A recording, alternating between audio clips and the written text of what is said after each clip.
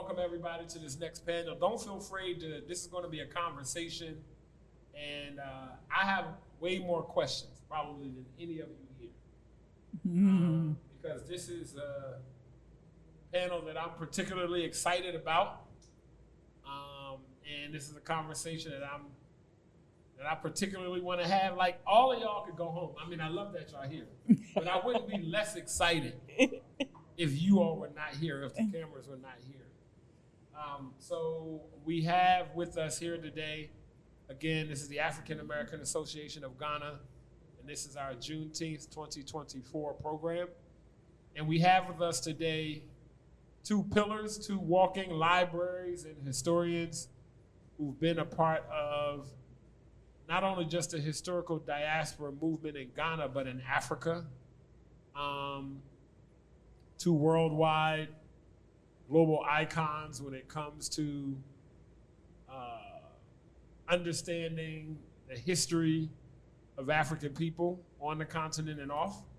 And the name of this panel is The History and Future of the Historical Diaspora Movement in Africa with an Eye on Ghana. Where are we and where are we going? So again, the history and future of the historical diaspora movement in Africa with an eye on Ghana. Where are we and where are we going? And panelists, I'll just say FYI, I may not, and I know I sent y'all some questions late because I was like, Auntie ACM, they don't need these questions. All this information is in their head. And I'll probably try to call Rabbi at some point to have him join in. So I'll send him a text and say, Rabbi, stand by, I'm gonna call you. But please, before I get with the questions, I'll start from my right, if you don't mind, Honorable, unless I need to start with Auntie AC. I don't know the protocol. Just to give a brief introduction of yourself. Which way should I? Yeah, Yes, my name David. is Kojo Yankah. Currently the executive chairman of the Pan-African Heritage World Museum. I used to be chairman of the board of PANAFEST, Pan-African Historical Theatre Festival, and also chair of the Ghana Heritage Conservation Trust. I have been in government. My background is communication, and I've been in government as a member of parliament and minister. I've also established the African University College of Communications as founder and president for 15 years. Now I'm on retirement from the university. And so here am I. Thank you. Auntie AC. So my name is AC Sutherland Addy. I'm a professor of African Studies, and my specialties are in literature, drama, and language. My interests are in policy, cultural policy, and educational policy, and that's partly because I ended up serving as a deputy minister for culture and tourism, and then for education for 7 years, and then eventually I became chair after. I think there was Dr. Abdallah and then there was me. Yes, okay. So of the PANAFEST Foundation, and we'll try and explain how that came about. Okay, thank you. So here's the first question. The first question was actually, and I think you might have partially answered it, Auntie, but so I always tell people that no matter how you grow up, every person comes to a crossroads when they enter adulthood, where they have to choose, right? Where you can choose between working for, nowadays, you could go work for Google. You can be a tech person, and at 26 years old, making $300,000 a year, right? $400,000 a year. So I'm wondering, at what age or what time of each of your lives did you say, I'm going to do this, or this is the thing that I'll be not necessarily remembered for, but this is my path. This is where I'm going with regards to African people, because both of your histories, from what I know, are directly related to African people.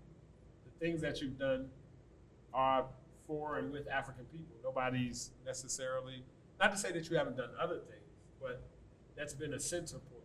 So I'm wondering if you remember when, you said, or was it a choice like that, or it just kind of happened? Do you want me to start? I think I would be dishonest if I said that I sat down and thought that this was what I was going to do. I was just born into it. My parents were very passionate about being African and projecting Africa in the work that they did and in their lives. And they made commitments to Ghana and Africa at the time, around the time of independence of Africa, but of course before that as well.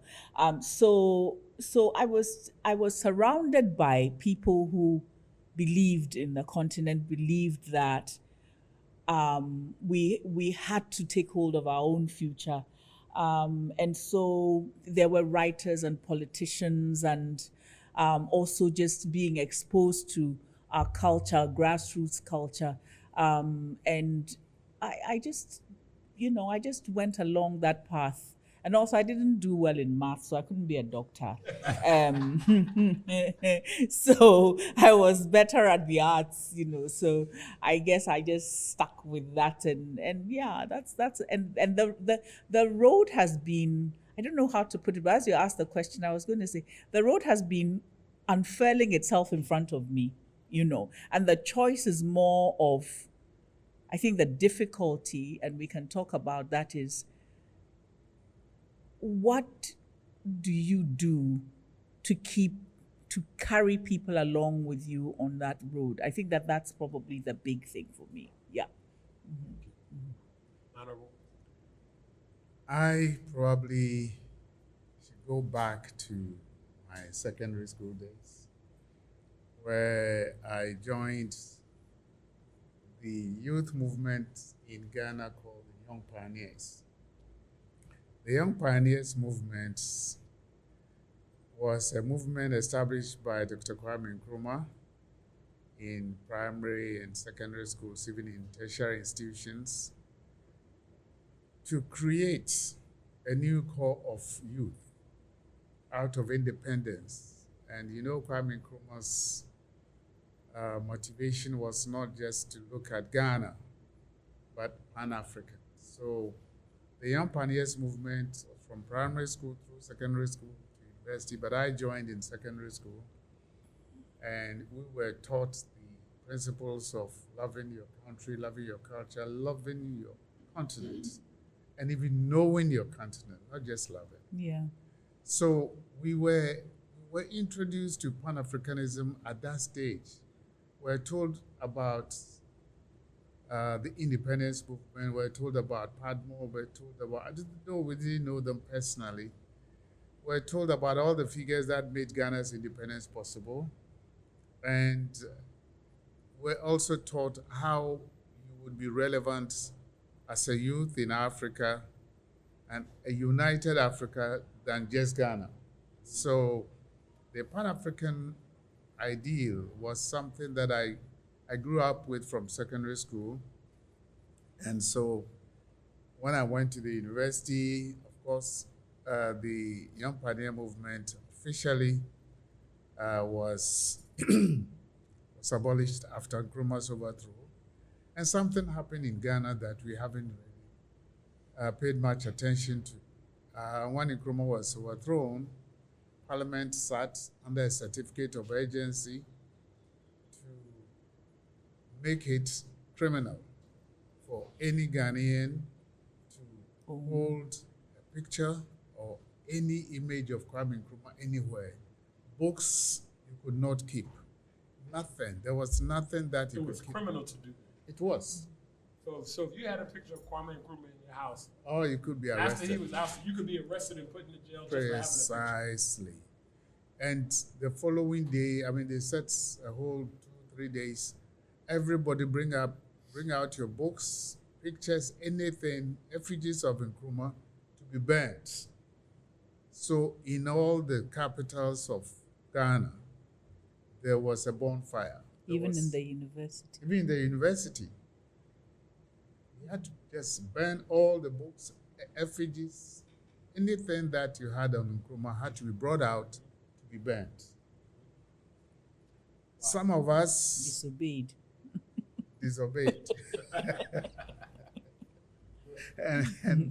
and kept some of our books and pictures. Mm-hmm. It's important because we kept them secretly to the point that when I finished my first degree, I went to Addis Ababa to teach. I thought I had a Pan-African movement that I was teaching.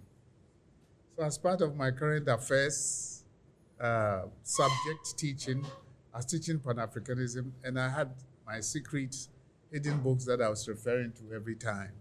Mm-hmm. And I went through till, and at the university, something happened.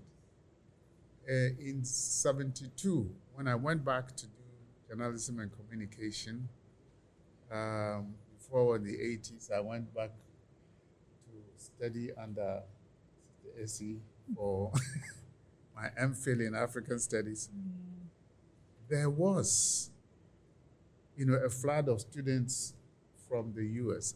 The 1972, a Champon regime had taken over, and so Nkrumahism started on the campuses, and we had a flood of African American students coming in for short courses. There were also a number of groups coming for study abroad, and I was recruited as part of the tour guides. And so it grew. So my knowledge about diaspora grew much further. And together with some other colleagues, Salute Papo and others, we formed what we call the International Black Alliance.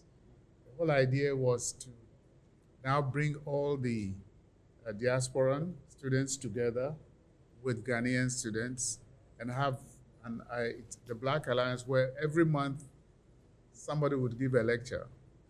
What is your experience in Ghana? What did you think about Ghana before you came in? That kind of thing. The idea was to bridge the gap. So it was on and on. It wasn't a career to be a Pan-Africanist. But wherever I went, I made sure that I linked up with institutions that talked about Pan-Africanism. Mm-hmm. So I'm gonna switch gears a little bit. So in the 60s, late 50s, 1957, Ghana got its independence, right? And I think, was it maybe just a year or two after where Nkrumah was ousted? No, several years, 66. Several years. What year was that? 66. 66. Yes. So Nkrumah was ousted after, and if I'm correct, the death of Martin Luther King and Malcolm X. Yes. Right? Yes. 66. What year did? No. Malcolm was what year? And then King was, okay, so we got Malcolm in 65. No, Martin Luther. I mean, Malcolm in, you said Malcolm in 65. And Nkrumah ousted in 66. And MLK in 68. So, hearing what you said about being born into it and being in it, I want to know, if you remember, where were you when you heard the news that Malcolm X was killed? And what were your thoughts about that movement, the organization of African American unity, him coming to Africa in kind of like global African liberation, so to speak. If you remember, where were you when he was killed, and what are your thoughts around what was happening at that time? Because 65, 67, 65, 67, 68, that can't be coincidence. Excuse me.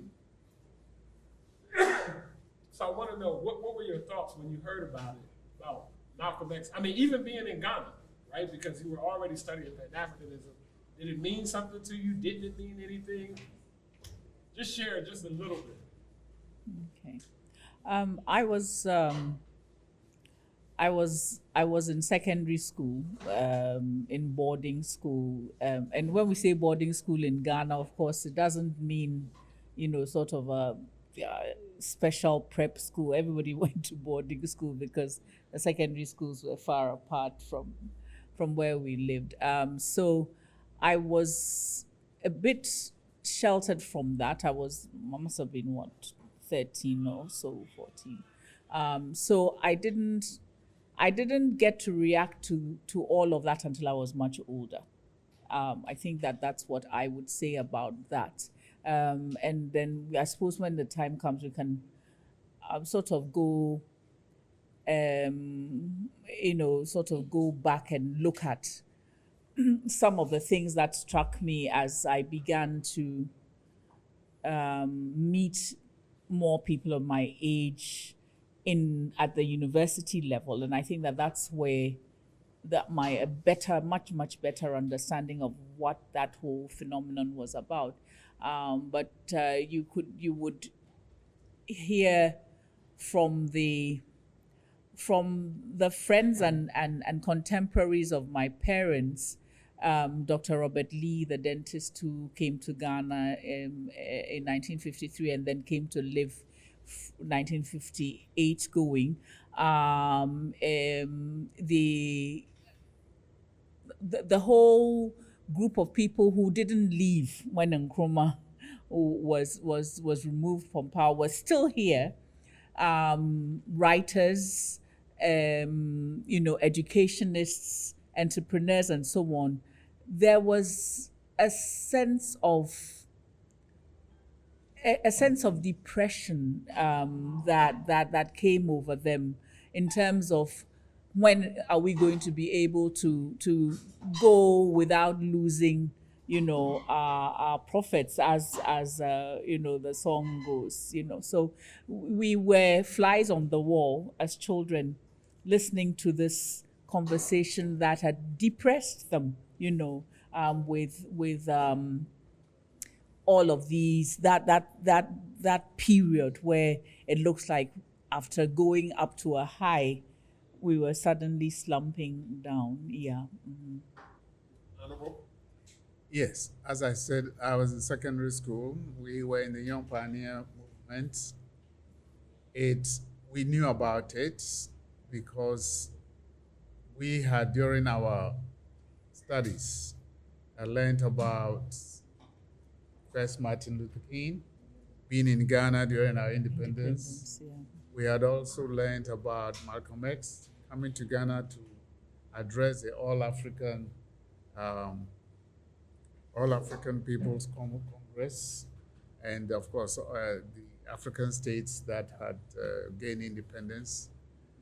So we knew about them, so they became subject matter for discussion, only within the Young Pioneer movement in our circles. So we learned about them and we continue to follow them.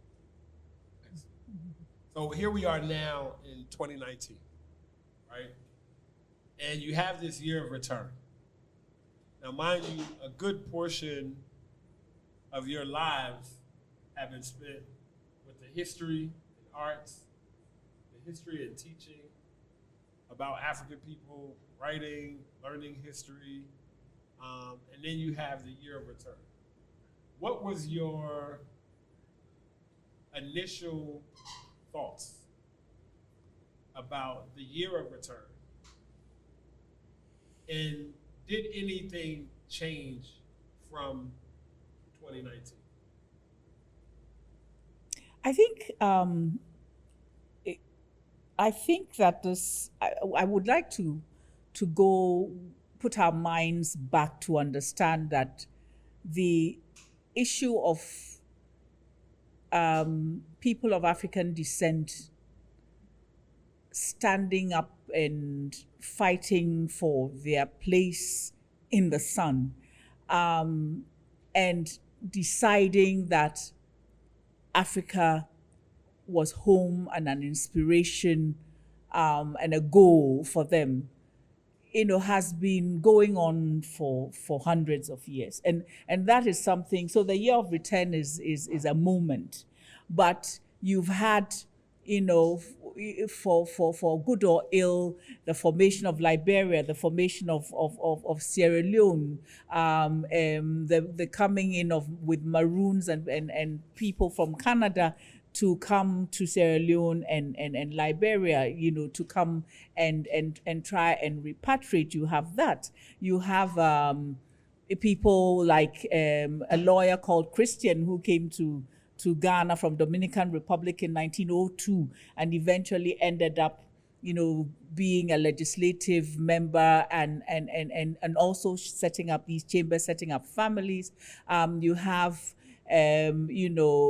people coming in just before and upon independence on the inspiration of people like Kwame Nkrumah, because they understood that this was an opportunity to give Pan-Africanism a place to settle, to root Pan-Africanism. So I want us to see this as something that has been going on for just hundreds of years. It's a continuum. It's a continuum. And I think that I'll come to the year of return in a minute, but I think if we don't understand that, we'd have lost the whole plot, So the alliances between people from the continent and people who were born on the continent, people who were born in the diaspora. There was Chief Sam, for example, from Salt Pond, who was trying to, in the early 1920s, around 1920 something, trying to bring people from the diaspora to the continent. So I think that we've been trying forever, to try and do this. And some of the things, when I look at what has happened around the, now, the things that I was sitting in here and we were talking to the lawyer, about what mistakes people have made and what difficulties people have. And I was shaking my head because I was thinking, honestly, these problems have been going on for far too long.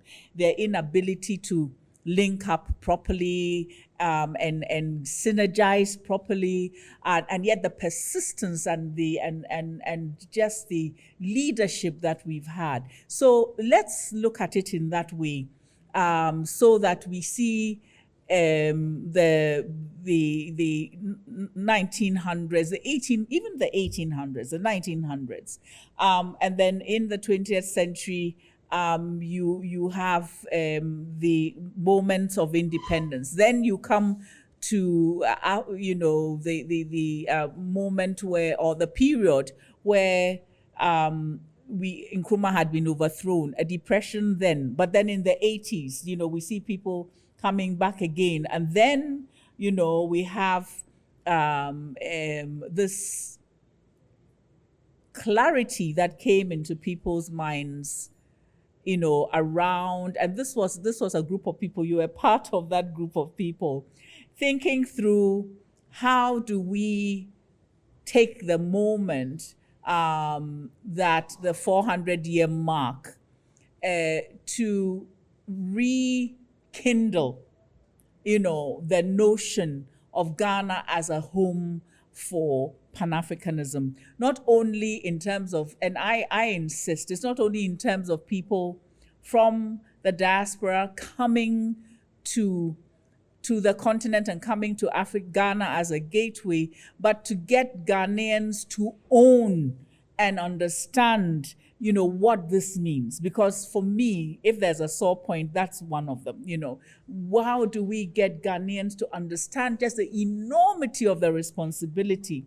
And having made that declaration, having convinced the president of Ghana that this was an important thing to do, now we are confronted with the responsibility. Okay, so that's what I want to say about that for now. Yeah. No, I'm glad you said that. And Honorable, before you come in, or you can come in here. So you all have lived through a few of the moments and movements. So you've seen it in your lifetime. Some of the things that you've mentioned, I couldn't tell you where it's documented.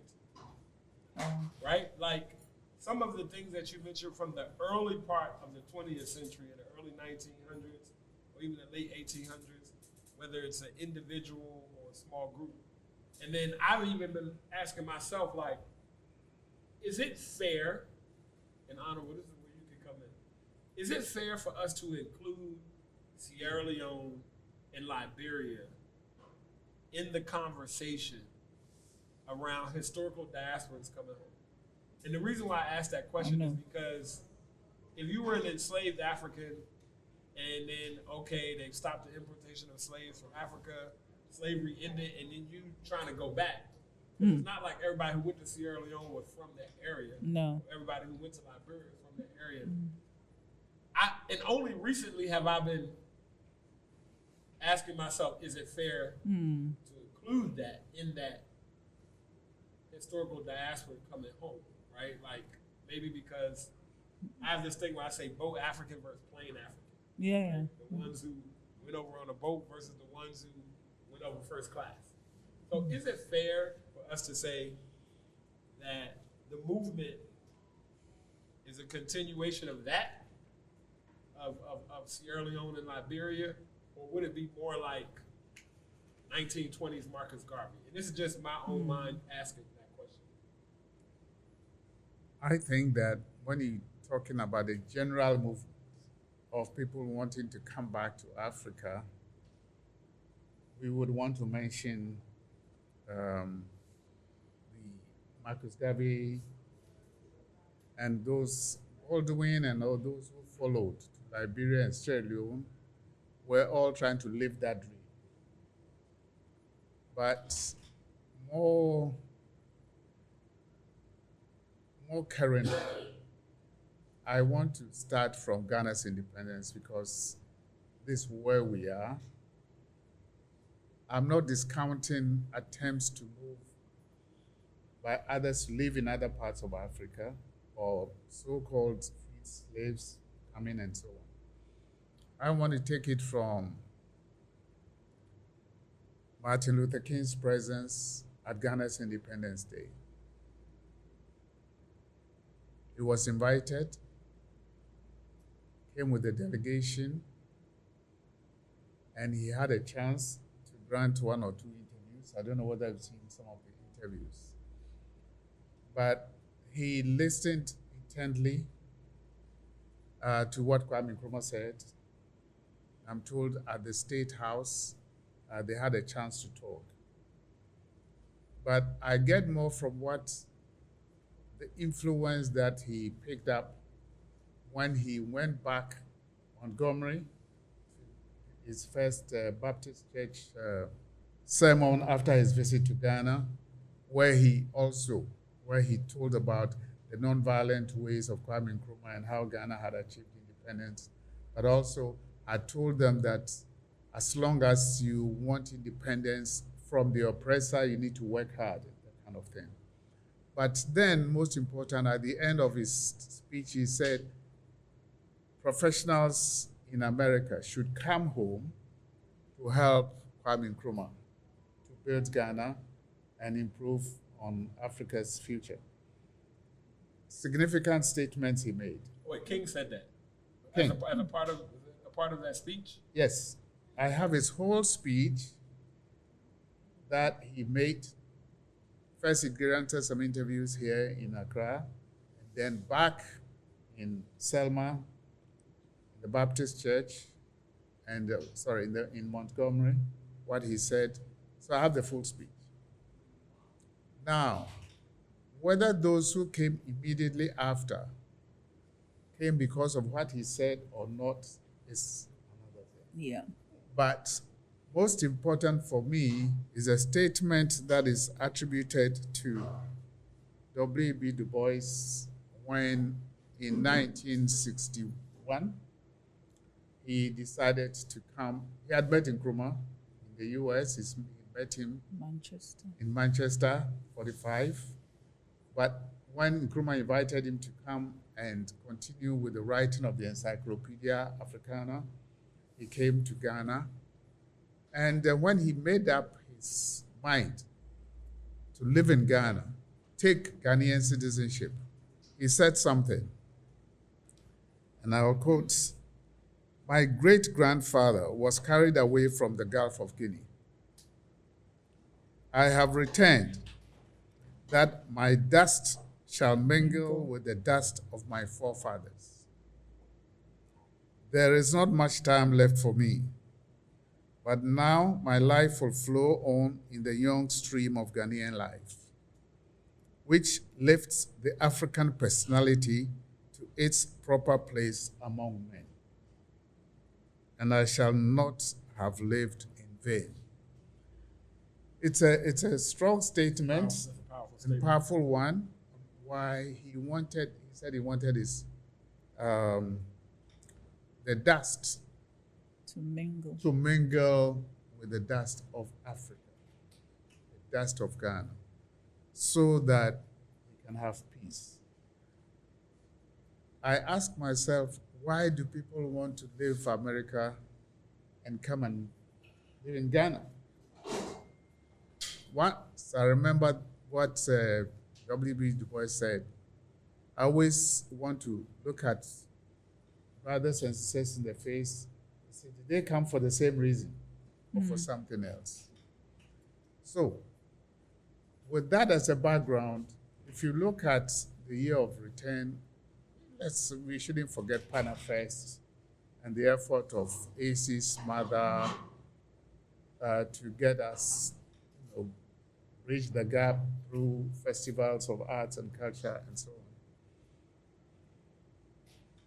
One should look at what preparation is made for that, because one should prepare oneself to decide to move from here and to go and live in America, or to go from America, live in Ghana. There must be a strong reason. There's a spiritual reason why Martin Luther King wanted to move. And he was lucky in the sense that, why do I say he was lucky? It was deliberate, because Kwame Nkrumah was here. He knew Ghana had gained independence. He knew Kwame Nkrumah would receive him, and Kwame Nkrumah received him. He had planned to receive him and let him help to run the country, and George Padmore also given an office to make sure all African countries were independent. So he had a home, and Ghana was prepared for. Now, I am not very sure how people that worked with Du Bois and George Padmore felt working with them. But the point I'm making here is that if our brothers and sisters are coming back home from any long trip, definitely we will decide, when he comes, he will sleep in that room. When he comes, some old man or old lady will sit them down to tell them about what they have missed over the long period. When I listen to my own, voice through the year of return, I'm asking myself, did we prepare well enough to receive all those that we said should come home? There were now we get into it, because I was going to take a little time, but go ahead and jump in. Now we get into the conversation I wanted to have. But go ahead. So, yes, expectations have been very high since 2019. But of course, as I've just indicated, we have other concerns about how it's panning out. But the important thing is that since 1992, PANAFEST, there has been a concerted move to invite people of African descent to come to Ghana. And we had some broad-based programs for PANAFEST, taking people through naming ceremonies, family relationships, telling people proverbs, explaining traditional value systems, all that. So it was kind of a preparation, I must say, and it's been going on. Your return was just a continuation of what had already begun, only that we did not have it in the same way as PANAFEST prepared itself. And PANAFEST, before festivals, we do a lot of brainstorming, and there were times people were living in people's homes, in Cape Coast, Elmina, and so on. So, yes, it's a good thing. There's a lot more to be done. The same way that I'm asking myself, and I'm asking those who came, do they have the same intention? Do they have the same motivation as W.B. Du Bois had? I look at it, I think I will explain that later, the reason for. The title of my next book is Knocking the Door of No Return. Knocking the Door of No Return. Auntie AC, you mentioned something earlier. Yeah. I'm going to come back to you. Yeah. And you said something about that responsibility. Yeah. Right? Yeah. That you feel like there's a responsibility that maybe Ghanaians should have. Because there are people who believe that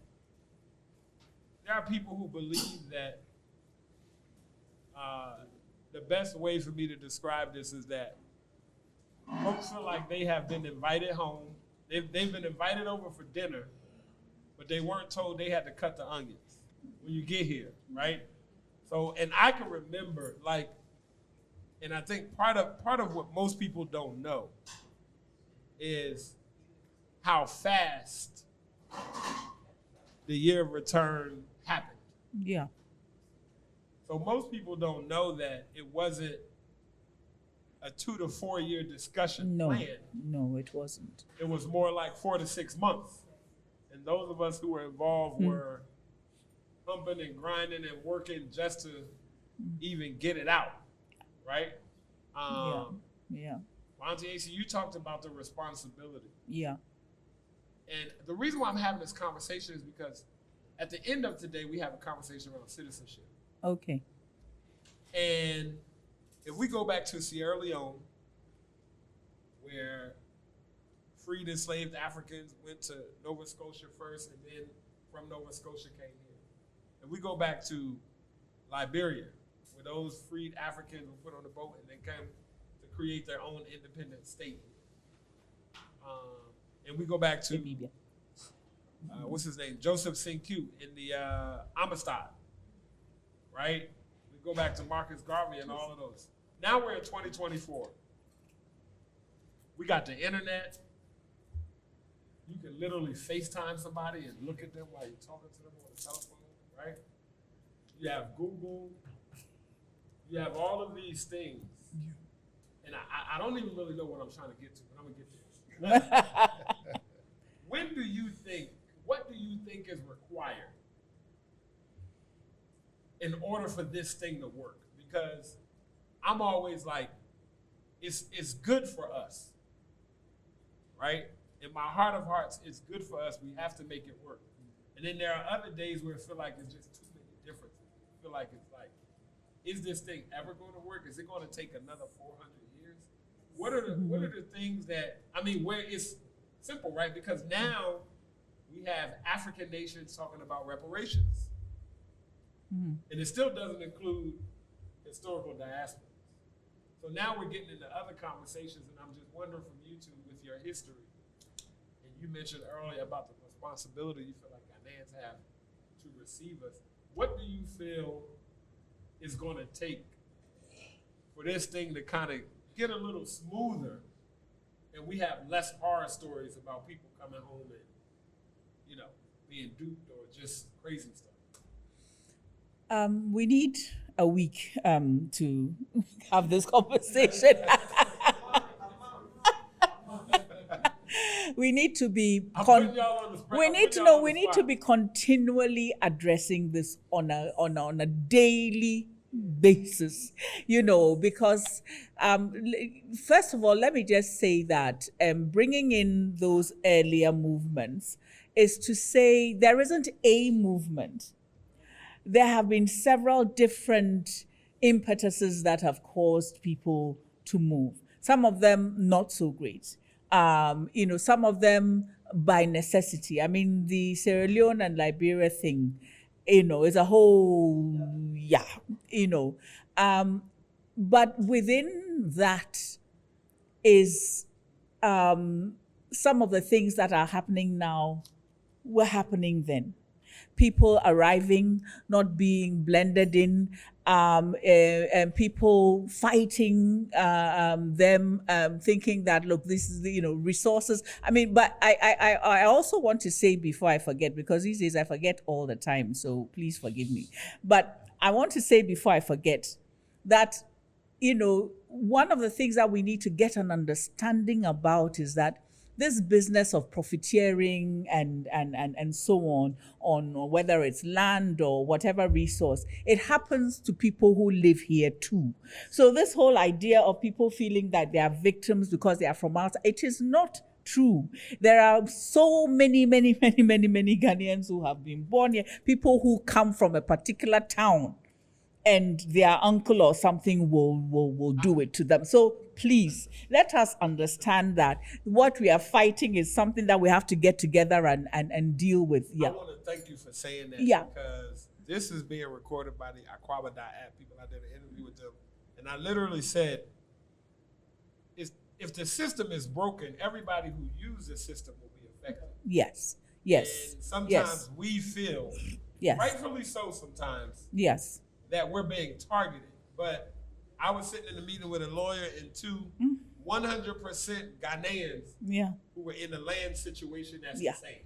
Absolutely. Like, it's not always because of America versus it's just how people are sometimes. We're going to get to some questions. So we'll come there we'll come there. So but I just want to make that point that what we have to get together and deal with is an understanding of our worth as Africans, and the worth of our facilities and our resources and so on.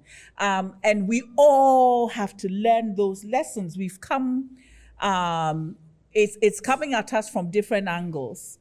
But the important thing about having something like the year of return or beyond the return is that it is possible for us to try and mend it for all of us.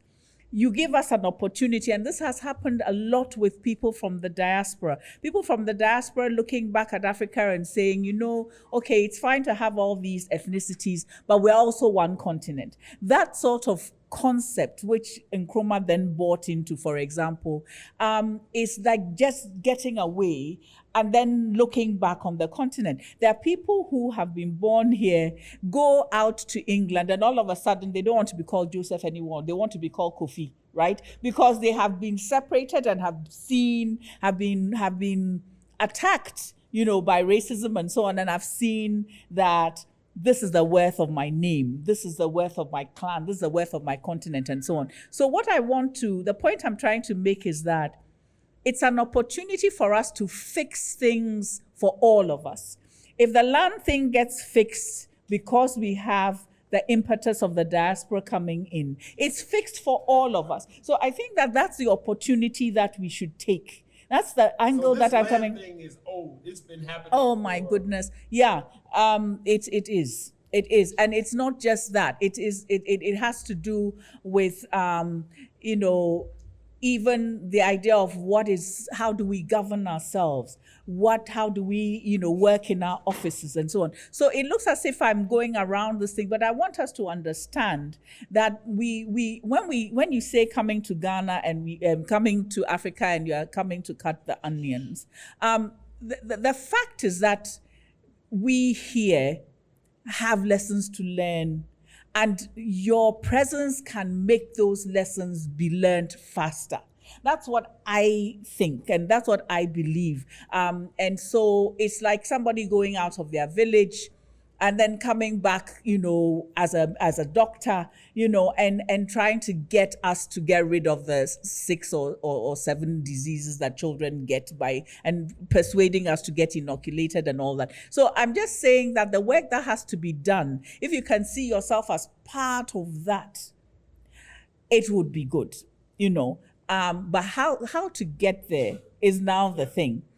Okay. So there's the community level, people to people, which is extremely important for us to demonstrate to the state that things are possible. Because sometimes the state is so entangled in so many things that is the people that give the state a direction. So the idea of working together on a people-to-people level, on an organization-to-organization level outside of the state, becomes extremely important. So let me stop there because I teach and I talk a lot, so I shouldn't. Honorable, what could have been done?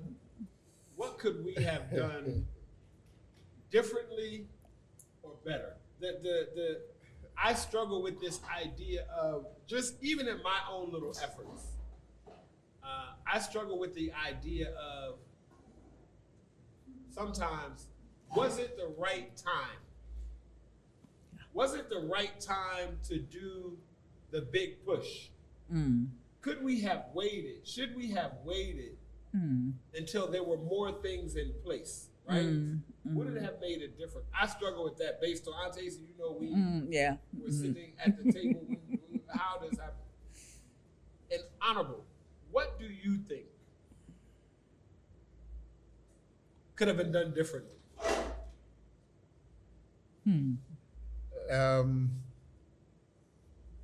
I will answer that directly. Okay. But let me say that Ghana's history, Ghana's political history has also played a role. If we had lived with the Kwame Nkrumah regime or a semblance of a Pan-Africanist environment in the political system, things would be different. If we had continued, and I said it, when Kwame Nkrumah was overthrown in 1966, it took us to 1972 for the Auntie. new regime to bring back or to attempt to bring back the image of Kwame Nkrumah. Here is a country where everybody had been ordered to burn any book written by Kwame Nkrumah. Here is a country that had woken up one morning and burnt all the effigies and pictures of Kwame Nkrumah. So I said a while ago that it was criminal for you to possess any effigy of Kwame Nkrumah. So this had gone on for a period, and that's why, and it affected Africa. Africa didn't have a spokesman again after Kwame Nkrumah. So Pan-Africanism died, if I should use the word. Nobody was talking about it until 1972. A few things were done. Even then, our own democracy was not settled and stable yet until about 1992.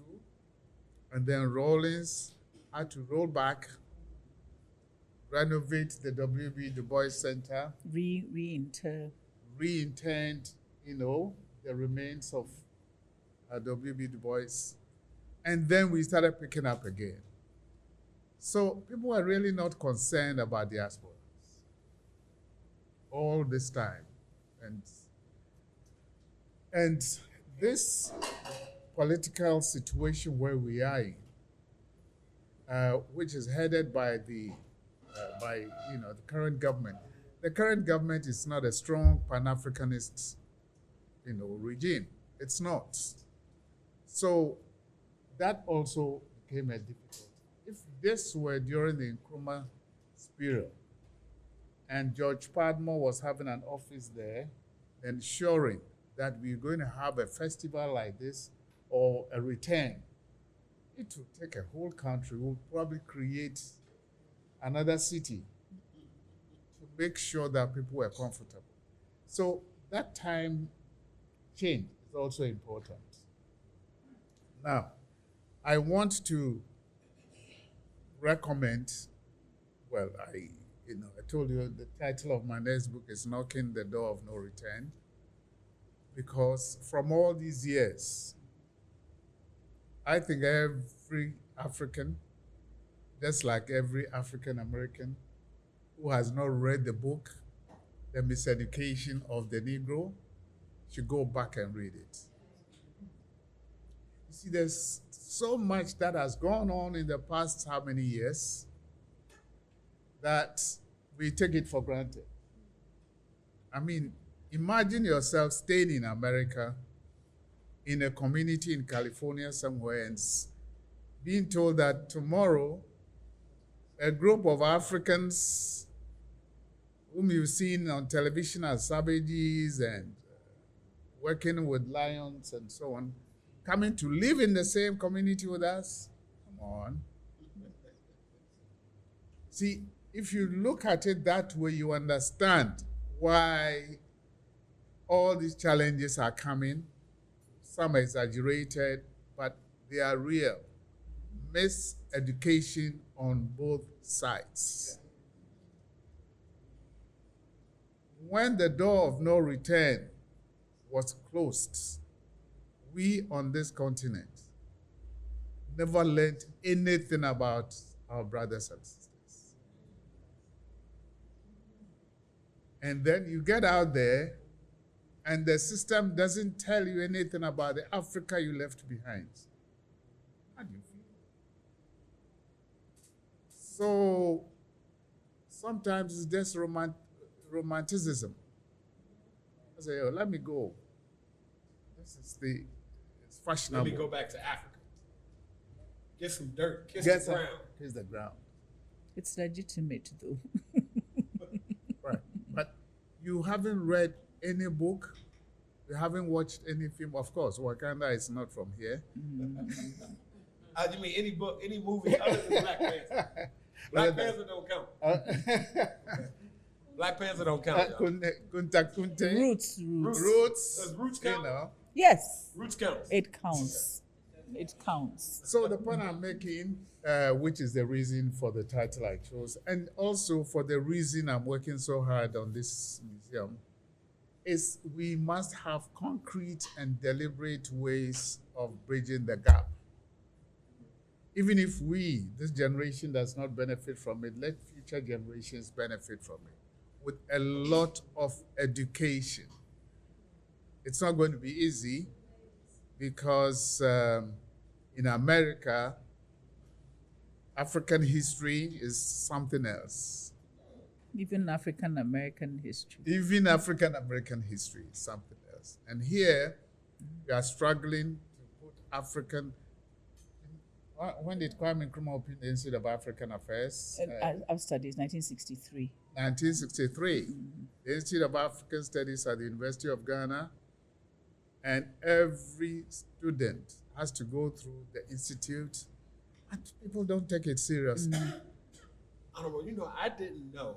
Most of us in America probably did not know that students in Africa don't learn African history. True. Most of us didn't know. And even in the U.S., most African Americans who get deep into African history or learning is in college. There you go. I said most.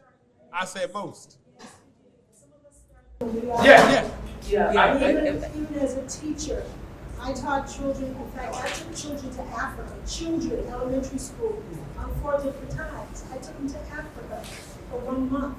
So we are beginning to learn at an early age. Yeah, Jello, I think we need to.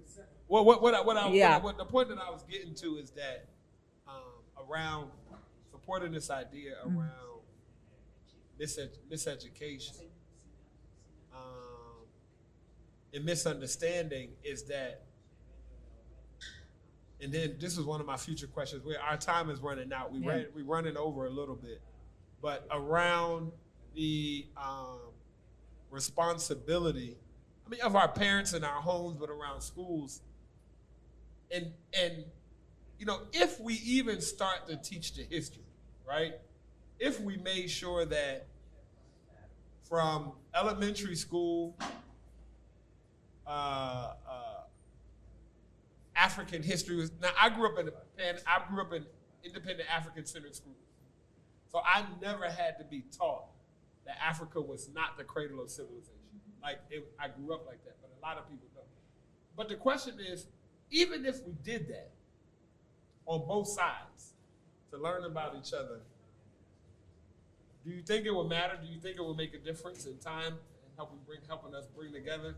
Because you can have this story, you could have this story, and we could have this new history and understanding, but it doesn't mean that it's going to change the way things go when people come here. Jello, I think that first of all, the problem is in a way, funnily enough, worse than what you're saying. It's not that we don't learn African history.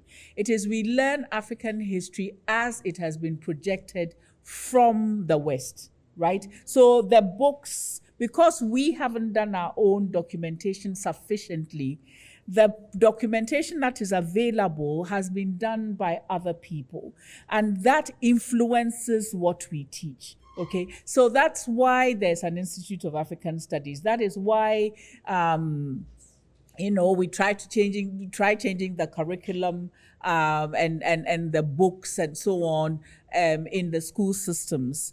And so that is what we need to understand is whose story are we telling, or how is our story being told? Now, you were talking about the existence of the internet and the technology and so on. I'm one person who feels that we've become sillier with all the available of information. I mean, it looks as if it was hard for you to find the information, you take some trouble, to look for it. But I'm just saying these are tools. We need to take possession of those tools and put the content in there. So it is work that those of us who are teachers, those of us who are producing content, those of us who are, and it has to be done in school, out of school, in our ceremonies, in our communities, in everything, like what you're doing right now. Maybe one thing that you could have done would have been to deliberately invite a number of schools in Ghana to attend this thing, because one experience of a certain nature can set your compass differently. On the other hand, I'm not, while we worry about whether we started the thing we shouldn't have started, anyway, we can leave it open, but I don't think you ever get ready enough.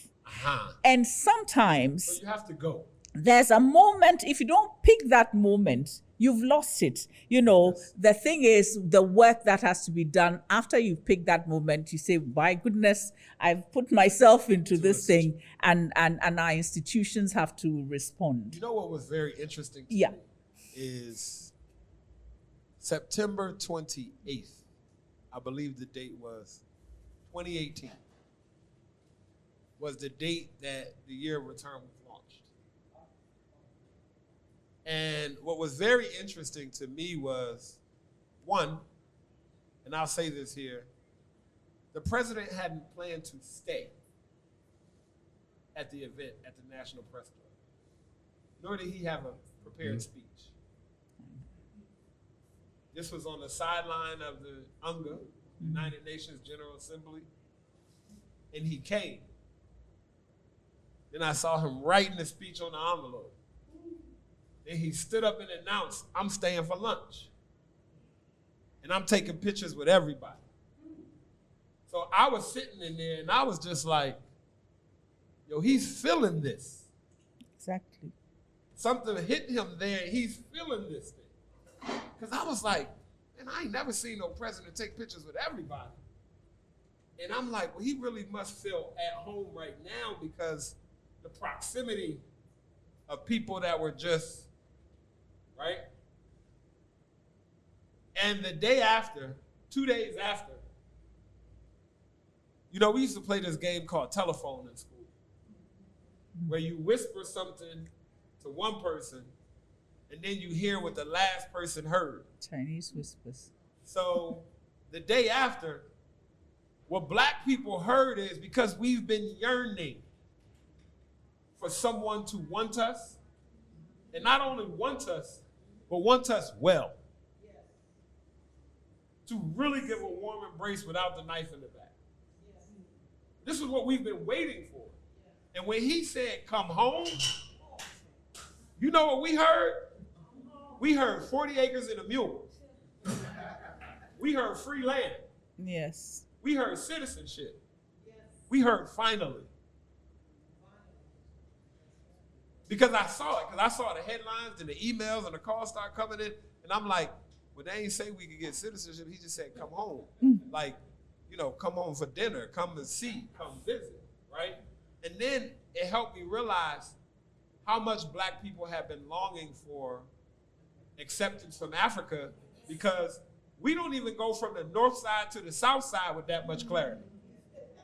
Sometimes you still don't go to the south side. It's 2024. You still make a phone call before you go to the south side. Yo, tell Big Tony I'm gonna be at 12th and D at 12 noon. But we felt comfortable enough to come 5,000 miles away without that same, without checking the same. So as we wrap up, what I would love to hear from you all, because you've seen a lot. You actually went through a program that Kwame Nkrumah created for secondary school students called Young Pioneers, right? You all were alive to see him go through, to see him be elected, to see Ghana change and go through its various changes. And both of you are well-traveled enough around the world between Europe, South America, America, and all places where people of African descent are, and have had so many more conversations than most of us about this. I want to just end with let me go to my questions. I got them here. I want you just to kind of end thinking about the amount of diasporans who are coming now, which is why I believe the year of return is so significant. Because I doubt that we've ever had this many people getting off the plane coming at the same time in droves, right? With that as the backdrop, how can we, long-term, as individuals, because the government has a job to do, but as individuals, organizations, and us, what can we do long-term to collaborate more with Ghanaian authorities, diaspora organizations, international partners? And how do we do this intentionally without being black gentrifiers? How do you take somebody who makes $250,000 a year and put them in a country with an average salary of 600 cedis a month and expect there not to be displacement? How do you do that? So I don't even know what the question is, but it's a big one, and I want you to think about it. What are some of the things that we can do, right? And I'm not saying that, because I'm not one of those people who believe that people should have what they don't work for and what they can't earn. But how do we do that in a way where, you know, we can kind of help everybody a little bit? I'm not saying that you're supposed to take what you have and give it away, but how do you do it? What is it that we need to do together? What should we start doing? Everybody here, what should they leave with to say, this is the part that I could play to make this work better for all of us? That's the question. Y'all gotta forgive me. Sometimes it takes me a while to get to the point. What can we all walk away with that we should be doing? I know you mentioned conversations, but what should we all be doing to help us get to this point where it makes more sense for us? I wish that governments could donate this space where we are for regular conversations between Ghanaians, other Africans, and the diaspora, to have a continuous discussion, not just talk, but in terms of finding solutions to a lot of the problems. See, Stacey mentioned that what happens here is not very different from what is happening, receiving from there. Because when you come from my village to the city, you stay too long, and you go back, the expectations are the same. Yep. Sometimes you go back unknowingly with an attitude. You don't want to eat. Why is your mother's plate so dirty? Why is the kitchen that kind of? I don't want kinky, I want French fries. But we need a regular flow of communication through several events. Like what you had here, if you had a general, then let's Ghanaians, diasporans, and everything, some of the things that we do at PANAFEST to be regular activities. And I mentioned naming ceremony, marriage ceremony. We've done so much, and people, living with people to understand them as part of the whole educational thing. But we need space for that. If you want a practical thing, then you probably AAAG can ask for this space. For more conversation. For more conversations. No, we'll do it. Yeah. We don't mind asking. So Ghanaian groups can also come. There are a number of groups in Ghana which are also yearning for that kind of conversation.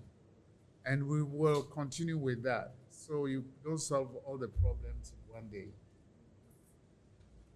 That's Auntie Afi. So first of all, I think we need to recognize what we are doing.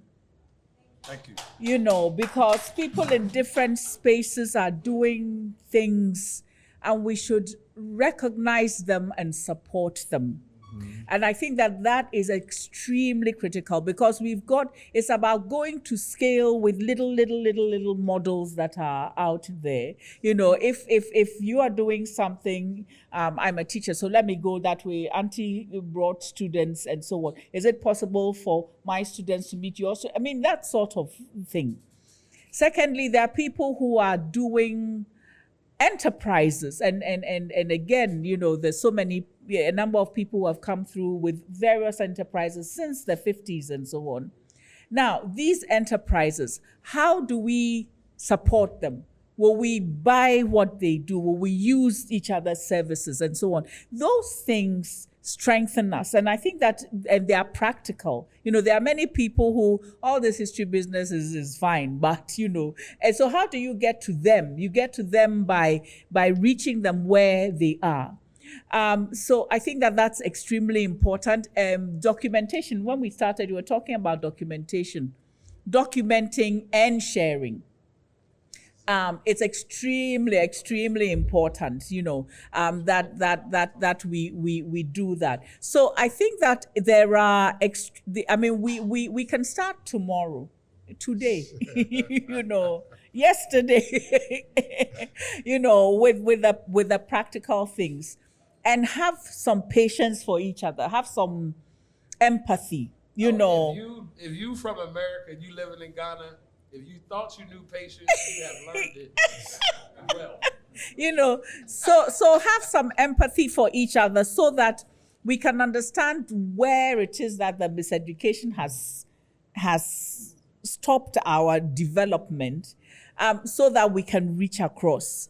And on the Ghana side, and I said it before, I think that we've got to push our governments to make sure that the institutions are doing what they should be doing. But we also have to, our churches, our families, and so on. There are not too many people here who here is somebody who was born in Ghana. Raise your hand if you were born in Ghana. Yes. Okay. You see, One, this is two, a three. problem. This is the problem. We are not engaging in the conversation, and so we need to ensure that we push for that to happen. Take somebody, Ghanaian, take somebody home and teach them how to make groundnut soup or something. I mean, I'm just saying, it starts from the little things. So, and then the last thing I would say is taking inspiration from those who came ahead of us and did not have all the facilities and all the capacity to communicate and still did it. They still went ahead and did it. They still went ahead and showed the way. And if they've done it, then we jolly well better try and do our part. That's what I would say. Yeah. Thank you. I want to thank all of you all. And before we officially close out, I would like Honorable just to talk about the Pan-African Heritage World Museum and how that museum and his effort there helps to address one of Auntie Acey's issues in terms of documenting and what that effort is. And then we have another panel which will probably follow up very soon after. We're not going to take a long break right after this on land. So we have a few esquires who will talk to us about the legal aspects of buying and purchasing land or houses. And then we have some mavericks of our own who've been building and doing business in Ghana who will talk about some of their on-the-ground experiences. So we're going to go into that right after this. So, Honorable, I'll have you close us out. Oh, thank you. Okay, there's more information about the museum on our website, pahmuseum.org. But basically, the museum idea stands on the shoulders of PANAFEST, Which and is next year, so yeah. what has gone on before, to now have a place where we can document, exhibit, preserve the history, the joint history, not African-American history, African history, culture, ideas, indigenous knowledge, and put them together on a piece of land at the Winneba Junction, which is 40 miles away from here. We have a 15-acre space that is going to be part of what I call the Pan-African Heritage City.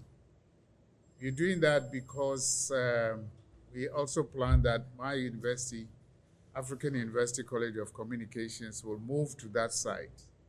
So we'll have the university and the museum. It's not just going to be the building that normal people go through, finish and have their cup of tea and so on, but there'll be more activities on the site because there's going to be a palace of African kingdoms. We want to teach our children what all these kingdoms were about. What were they about? The African civilization. We'll tell the history of resistance. Of course, slavery, slave traders come and go on, but we are more interested in what we did, our story, our resistance stories all over the world, not just in the Americas. I've just come from a tour of South America, the Colombians, the Puerto Ricans, the Brazilians. They're all so keen. We are going to exhibit their cultures and what they have, in addition to what is on the continent inside the museum space. So we want to make all the information that is missing from the pages of history available in this 15-acre space and educate ourselves on both sides of the world. Of course, there will be accommodation there for people like you. Yes, no, we gonna talk about land next. We got a hotel partner for you. You can build those rooms for the new museum. We got a hotel. So please let's give them a round of applause, please, everybody, for this insightful conversation. This was one of the conversations that I was looking, and I don't know, I told you what sparked this. I was in Nigeria, we went to a museum, and my partner was in Nigeria, and I saw a Festac. I saw Festac 1977, and I asked myself, what would have happened if Festac would have continued annually? Festac was like the cultural Olympics for global Black people. You know, like what would have happened if Festac even would have continued every 2 years up till now? We wouldn't have needed a year of return. Return would have been in our genes. So that's what made me invite these two cultural icons to have a conversation, and some of the lead historians in Ghana who've been around both with PANAFEST and other things. So we'll have a couple comments, questions from the audience, but we do need to move on. So I'm gonna start with the one that I have first, Mama Tony Luck. This brother right here with the blue shirt had his hand up. Sherry in the back are the ones that I seen, the mama right here. Okay, 3, thank you. See, and we got that's our Sergeant at Arms right there. Thank you, Sergeant at Arms. See, y'all, I got a boss, so if you number 4, I'm sorry. Good afternoon, I'm Dr. Tony Luck. I represent the Diaspora Africa Forum. Mr. Chairman, again, congratulations on this 2nd annual. I think he needs a great hand. This was fabulous. And Mama, one of the reasons I think that there's not a lot of Ghanaians is because this is probably perceived as an African-American Negro spiritual event. But we have to expand it because today your comment saying that the same thing happened in Ghana should be exposed. I just want to just say one thing that I think we overlook when you said what has to be done. We have not dealt with trauma. We have not dealt with trauma. We deal with the African American who was taken away from slavery. We talk about our trauma. But what was the trauma of that grandmother who sent her child out to get some flowers and they never came back? What happened to that woman who sent her husband to cut wood and he never came back? The African on the continent is suffering from trauma of that loss without any explanation. Do you understand? We never talk about that. That we are suffering on the, I feel it, on the ground of the loss of someone, and we had no idea, the African home had no idea what that meant. You know, when you're in a war, you go to the next village. So maybe you're 2 days away, or maybe you're 2 weeks away. But who could have thought going over 10,000 miles of ocean? So you sent your child out, your husband, your sister, your brother, your grandmother, and they never came back. And for weeks and months and years, you are literally looking for them. Maybe a bear ate them or a tiger, or, you know, you don't know what happened to them. So that trauma is still here. So we need that massive mother cleansing. We're traumatic in Africa, and we're traumatic across. And we're all carrying trauma, and we kind of, Black people are really like God. We just moved on to the next thing. We made chitlins a delicacy. We found out, we did things to make it do, and we made ourselves do. We make a do, but while we're making it do, there's still repressed trauma, because we're making it do, and of course we're grateful. Look at us, look how beautiful we are. Look how wonderful we are. Look at what we still create, even in spite of that. But in order to answer your question, what can be done that has sustainability? See, we do stuff, like you found Festac. We do stuff, but we don't have sustainability on the stuff because the trauma somehow runs and finds us. And so then we get jealous or mad or envious, or we're hateful, or we hating and we don't like each other and what you're doing here. All that comes from trauma. And so if we can have an intention of love to move ourselves, move you past the pain. I want to move you past the pain. Let me help you move past the pain. That's, I think, our next step to answer your question. Diallo, let me just say that is exactly what PANAFEST is about. And so we, in 2025, we have the next one. So we will try to make sure that the preparations reach out so that we can work on this, because that's precisely what the founder of PANAFEST was saying, that we have not addressed the pain, and that we can reach across through the arts because they offer us a vehicle to do that. Okay, all right. Thank you very much. I just want to draw your attention to some things that have been said by the panel members. We were told that what happened to diasporans also happened to us here. Unfortunately, we do not live in a very fair system. This country is a failed state to start with. Now we do not even recognize that it's a failed state, and we ourselves, we are also failing ourselves. What am I trying to say? How business work anywhere else, it must also work the same way here. So if you wanted to buy a land, we are telling you today that do your due diligence properly. Do not allow anybody to sweet talk you. More often than not, people are bending their fingers because they wish to be sweet talked. Okay? So anybody who fail, or anybody who one way or the other have been cheated, your mindset is wrong. Please do your investigations properly, do your due diligence very, very well. We, even on the continent, we buy land 2 times and 3 times. Any little slip, your money is gone. And if you want it, you have to go and buy it for the second time. Otherwise, you'll be in court for the next 30 years. Do you have the energy and the money to be in court? If you have the money you needed the land, go and pay for it the second time. But I'm telling you today, we are very privileged for our attention to be drawn to the fact that we need to do due diligence before we acquire anything, especially land. If it's shirt, you see the shirt. So you pay for it, you get it that same moment. There's no legal documentation before you acquire a shirt. But if it's about land, do your check properly. And that's one thing I wanted to get our attention for.